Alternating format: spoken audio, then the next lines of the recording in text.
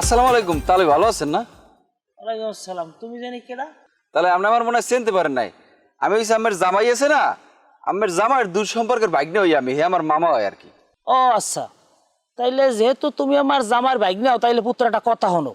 এই যে আমার মাইয়েডারে আমার জামাই প্রত্যেক দিন জ্বালায়, এরকম ডেলি 3 ফিট তালাক দেয়, এর একটা প্রতিকার কি তোমরা করতে পারো না? ওরে তালই কি কম দুঃখের কথা, 7,000 দন এক মানিক্য হে হইছে আমের মাইয়া। সেই মাইয়ের আমেরা সাগরে বাসাই দেছেন একটা কাউর মোহে। কে দেশে কি শালিকটি এর অভাব আনলে কন্দি? যাও যাও রয়ে গেছে ভুল। এখন আমি জামাই যেহেতু আমার মাইয়ের সারিয়ে দিয়ে চায়, বারবার যেহেতু সে তালাকের কথা বলে, তাহলে আমরা মানি না, আমরাও ডিভোর্স হইলেন হইতে সমস্যা কি? কি আর কমু পুত্র, তুমি আন্ত রক্তের আত্মীয় গেছো, তোমার না সুখ দুঃখ না কইয়া পারি না।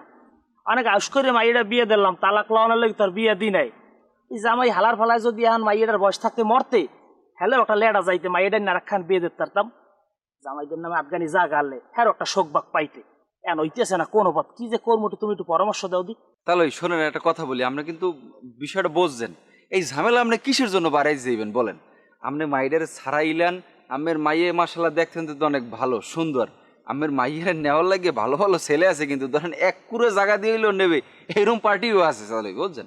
যাই হোক পুত্র, আমি একটু ভাববে দেখি। আর তোমার মা ওইরাও কই যেন মাইয়ের যেন একটা বুঝ দেয়, যেন বাচ্চা কাচ্চা না হয়, আবার কাউড বড় হয়ে যাই।